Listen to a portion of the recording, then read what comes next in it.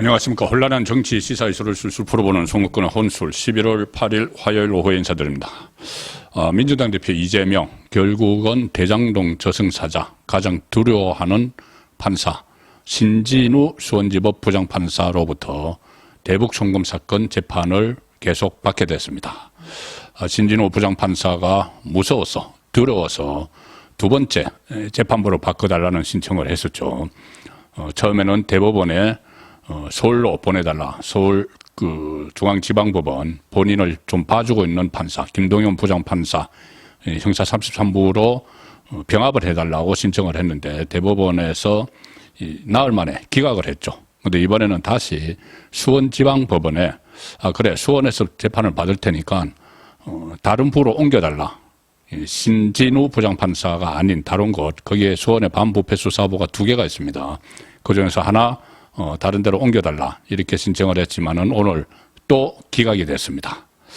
자, 이재명은 왜 이렇게 신진우 부장판사를 무서워하는 것일까? 몇 차례 말씀을 드렸죠.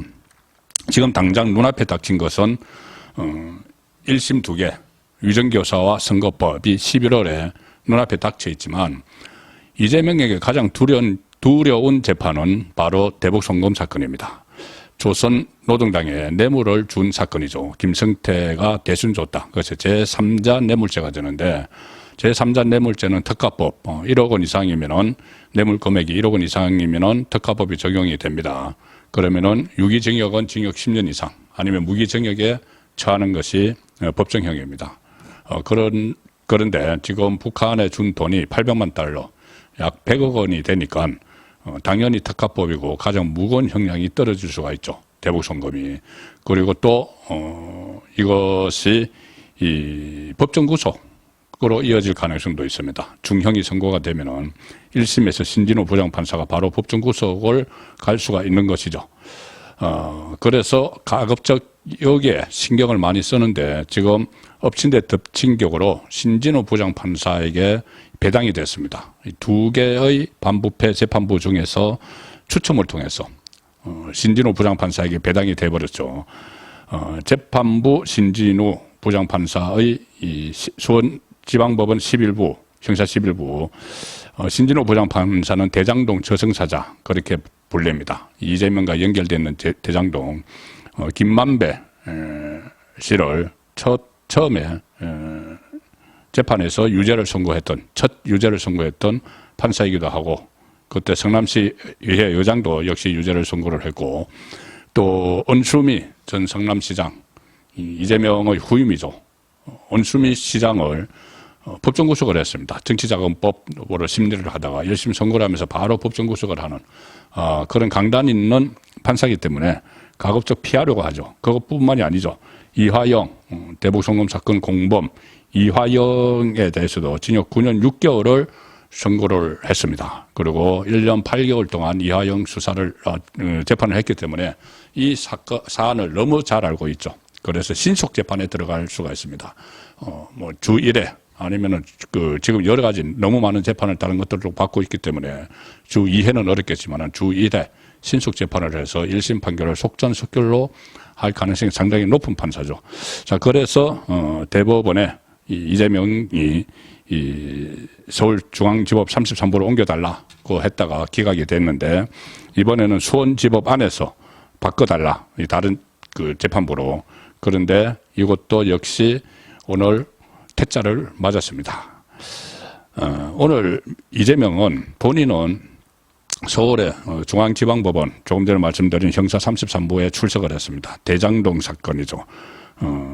대장동, 백현동, 또 위례신도시, 성남FC 4개의 사건이 묶여있는 그 사건에 재판에 나갔고 변호인들은 수원으로 갔습니다. 이재명 본인은 재판받으러 서울중앙지방법원 가고 변호인들은 수원지방법원 형사 11부에서 오늘 대북송금 사건에 대한 공판 준비기일이 열렸죠. 공판 준비기일은 말 그대로 어떤 재판은 이제 피고인은 출석 의무가 없습니다. 앞으로 재판 일정 같은 것을 논의를 하는 그런 자리죠. 그래서 변호인들만 갔는데 오늘 이재명과 그리고 또 이 공범인 이화영 얼마 전에 국회에 나와서 원맨 쇼를 펼쳤던 이화영 그리고 김성태 특정 범죄 가중처벌법, 특가법입니다. 징역 10년 이상이 나올 수 있는 특가법상 제3자 뇌물죄. 자, 이게 북한 조선노동당에 돈 보낸 거죠. 외국한 거래법 다 관련된 겁니다. 남북교래 협력법 위반 이것도 같이 다 연결이 되는데 두 번째 공판 준비 기일이 열렸습니다. 이 공판 준비 기일은 본 재판에 앞서서 범죄 혐의, 사건 기록 등에 대해 이 피고인들의 의견을 좀 확인을 하고 앞으로 재판 일정을 이 판사가 정하는 그런 그 절차고, 그래서 피고인은 출석 의무가 없어서 오늘 이재명, 이하영, 김성태 다 나오지 않았는데 이재명은 그 시간에 또 서울중앙지법법원에 다른 재판 받으러 가는 그런 신세가 되어 있는 것이죠. 자, 특히 오늘 재판부가 재배당 요청을 한 데 대해서 신진우 부장판사가 신진우 부장판사 자기가 아닌 다른 재판부로 옮겨달라고 한 데 대해서 재판부가 이렇게 이야기합니다. 일단 재배당 요청이 있었는데 이재명 쪽에서, 피고인 이재명 쪽에서 변호인들이 한번 뭐 간단하게 설명을 해봐라. 왜 나 말고 다른 데로 가려고 하는가. 이렇게 하니까 이 변호인이 자리에서 일어나서 일단 송구하다는 말씀을 드린다. 이 재판부 눈치를 살펴야 되죠. 꾸벅 고개를 숙이고 나서 이렇게 이야기합니다. 현 재판부가 이화영의 외국한 거래법 위반 사건을 검토를 하고 1심 판결을 했기 때문에 본의 아니게 이 사건의 수사 기록을 사전에 검토를 하고 이재명 피고인을 대면하는 셈이 됐다. 무죄 추정의 원칙에 비춰볼 때 적절하지 않다. 이하영에게, 공범에게 이 실형을 선고를 했던 판사가 또 다른 공범 재판을 하는 것은 이 무죄 추정의 원칙에 비춰볼 때 맞지 않다. 합정 편향을 갖고 있을 수 있다는 이야기죠. 재판부가 이하영에게 유죄를 때렸기 때문에 공범인 이재명도 유죄라는 이 확정 편향을 가질 수 있다. 이게 그 이재명 변호인들의 논리입니다. 예, 그리고 무죄 추정의 원칙에 비춰 적절하지 않다면서 공정한 재판 의지를 가지더라도 사건에 대한 예단과 편견을 가지지 않는다고 단정하기 어렵다. 그래서 1심 심리를 앞두고 변호인 입장에서 본다면 아무런 사전 지식도 없는 백지 상태에서 사건을 심리해야 공정하다. 자, 지금까지 1년 8개월 동안 이하영에 대한 재판, 모든 증인들의 증언을 다 들었고 기록 다 검토하고 무려 4만 쪽이나 되는 기록이라고 하죠. 그걸 다 검토하고 해서 재판을 했는데 그 재판부가 이 사건을 정확하게 하니까는 재판을 하는 게 맞죠. 그런데 백지 상태에서 새로 해야 된다. 그러니까 이하영에게 유죄를 내렸으니까는 이재명도 유죄일 거라는 그 확정 편향을 가질 수 있다. 이 주장인데, 자, 그 법관이 이 법과 양심에 따라서 재판을 하는 것이지, 그 다른 재판부가 온다고 그것을 또 뭐 혹시 무죄로 만들어 줄지 모른다. 이런 생각인지 모르지만 그것보다는 시간을 끌겠다는 거죠. 시간을 무조건. 다음 대선 때까지 무슨 판결이 안 나오도록 시간을 끌겠다는 겁니다. 4만 쪽의 기록을 다시 봐야 되죠. 만약에 재판부를 옮기게 되면 이미 그 신진호 부장판사는 그 내용을 다 알고 있는데 그래서 그걸 무서워서 피하려고 하는 겁니다. 이건 핑계죠. 그렇게 되니까 검찰이 반론을 펴니다. 재배당 요청 자체가 통상적인 사건에서 보기 힘든 특혜를 요구하는 거다. 기각돼야 한다. 이렇게 이야기를 했고, 형사소송법상의 재판부 기피 사유는 불공정한 재판을 진행할 경우라는 객관적인 사정이 있어야 한다. 그런데 이 사건은 재배당 요건에 해당한다고 보일 만한 어떤 사유가 없다. 그냥 기피 목적으로 시간 끌려고 재배당 요청을 해서 재판을 지연시키기 위한 주장으로 이해하고 있다. 자, 검찰이 이렇게 반론을 펼쳤고 이 재판부 신진호 부장판사가 결론을 이렇게 내립니다. 종전 판단에 구속돼서, 그러니까 이하영 분 이제 신진호 부장판사 본인의 이야기입니다. 내가 종전 판단, 그러니까 이하영의 유죄를 내린 그 판단에 내가 얽매여서 불분명한 판단을 할 우려가 있다고 변호인이 주장을 할 수는 있지만, 그렇게 뭐 주장을 할 수는 있어. 그런데 대법원 예규 등을 종합적으로 검토해 볼 때 이런 경우에 대한 명확한 법률 문헌이 없어서 재배당 요청을 받아들이면 또 다른 위험이 생길 수 있다. 자, 또 다른 위험, 재판 지연, 또 사법방해, 뭐 나중에 또 정인 해유, 뭐 이런 것도 있을 수가 있는 거죠. 계속 시간을 끌면은.